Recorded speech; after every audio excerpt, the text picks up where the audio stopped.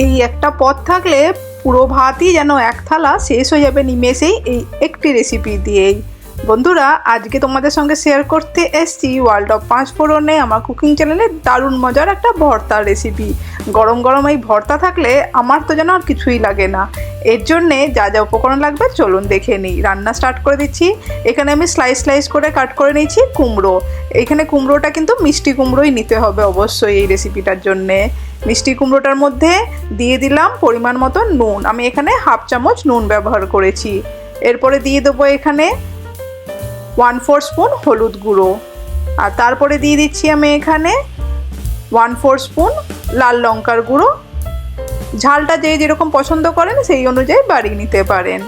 এরপরে সব কিছু হাতের সাহায্যে ভালো করে মেখে নিয়ে ম্যারিনেট করে রেখে দেবো মিনিট 5 জন্যে। বন্ধুরা, যদি আমার চ্যানেলে ফার্স্ট টাইম ভিজিট করছেন, চ্যানেল এখনও সাবস্ক্রাইব করেননি, একটা রিকোয়েস্ট করছি চ্যানেলটাকে জলদি সাবস্ক্রাইব করে দিন, নয়তো এই মজার রেসিপিগুলো মিস আউট হয়ে যাবে যে। আর পাশে থাকা বেল আইকনটা অবশ্যই প্রেস করবেন, তাহলে লেটেস্ট নোটিফিকেশানও পেয়ে যাবেন। কুমড়ো ম্যারিনেট হয়ে গেছে আমাদের। এরপরে একটা প্যান বসিয়ে দিলাম, প্যানের মধ্যে দিয়ে দিলাম সর্ষের তেল। হ্যাঁ, অবশ্যই কিন্তু এই রেসিপিটা সর্ষের তেলে করতে হবে, তাহলেই অথেন্টিক ফ্লেভারটা আসবে। সাদা তেলে করলে কিন্তু সেই স্বাদ আসবে না। তেল গরম হয়ে গেছে, এখানে সমস্ত কুমড়ো যেগুলো ম্যারিনেট করে রেখেছিলাম সেইগুলো তেলের মধ্যে ছেড়ে দিচ্ছি। যতটা ভর্তায় তেল লাগবে ততটাই তেলটা একবারেই দিয়ে দেবেন। আর চাইলে উপর থেকে কাঁচা সর্ষের তেলও ব্যবহার করতে পারেন। আমি কিন্তু উপর থেকে এক্সট্রা কোনো তেল দেবো না, একবারেই তেল যা দিয়েছি এখানে অলমোস্ট 2 চামচ মতন। এই তেলে কুমড়োটাকে মিনিট 5 জন্য লালচে করে একটু করে ভালো করে ভেজে নিতে হবে। কুমড়ো যেন খুব ভালো করে আমাদের ভাজা হয় সেটা খেয়াল রাখতে হবে।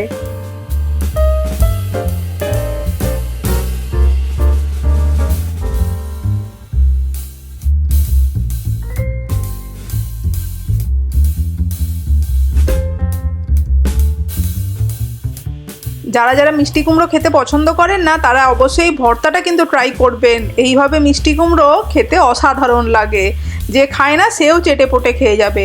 কুমড়ো আমাদের এখানে লালচে করে ভাজা হয়ে গেছে, এরপরে তুলে আমি রেখে দিচ্ছি। এরপরে কড়াইয়ের মধ্যে বা প্যানের মধ্যে যেটুকু তেল ছিল সেই তেলের মধ্যে একটা গোটা শুকনো লঙ্কা দিয়ে দিলাম। শুকনো লঙ্কাটাকেও বেশ ভালো করে লালচে করে ভেজে নিতে হবে।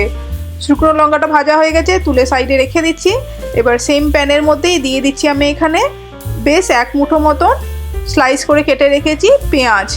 আর লাল পেঁয়াজই ব্যবহার করবেন, সাদা পেঁয়াজে কিন্তু সেই ঝাঁঝটা আসবে না। আর তার সঙ্গে দিয়ে দিলাম 5-6 খানা রসুন, গোটা রসুন দিয়েছি এখানে, রসুন কিন্তু কোঁচাইনি। পেঁয়াজটা কুচিয়ে দিয়েছি, রসুনটা গোটাই রেখেছি। বেশ হাই ফ্লেমে মিনিট 2-3 জন্য ভেজে নেব একটু লালচে করে। পেঁয়াজ রসুন যেন খুব ভালো করে ভাজা হয়ে যায়।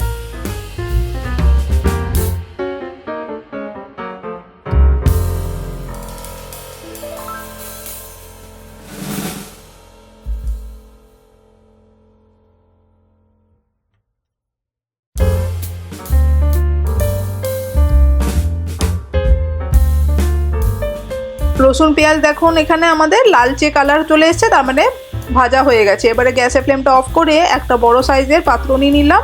এর মধ্যেই ভর্তাটা আমি বানাচ্ছি। সবার প্রথমে দিয়ে দিলাম এখানে শুকনো লঙ্কা ভাজাটা, তার সঙ্গে সাইডে দিয়ে দিচ্ছি আমি এখানে ভেজে রাখা কুমড়োটা। এরপরে যে রসুন আর পেঁয়াজটা ভাজলাম সেইটা তেল সহ সমস্ত রসুন পেঁয়াজটাকেও এক সাইডে রেখে দিচ্ছি।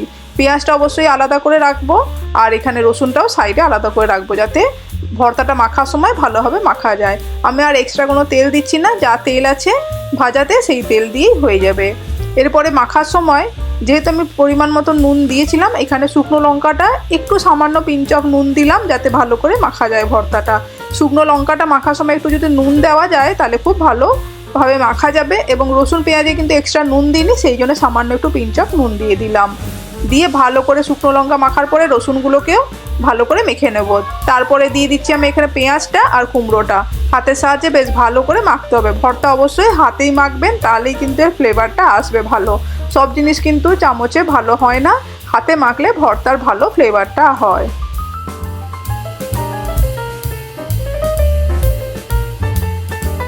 পরে উপর থেকে দিয়ে দিলাম ফ্রেশ 1 মুঠো ধনেপাতা। অবশ্যই এটা ব্যবহার করবে, তাহলেই ভালো ফ্লেভার আসবে এটারও।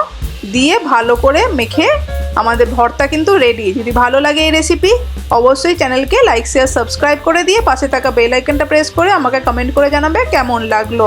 ভালো লাগলে শেয়ারও করে দিও ফ্রেন্ডস আর ফ্যামিলিকে। নতুন রেসিপি নিয়ে ফেরত আসবো। সবাই ভালো থাকবে, সুস্থ থাকবে। Thank you.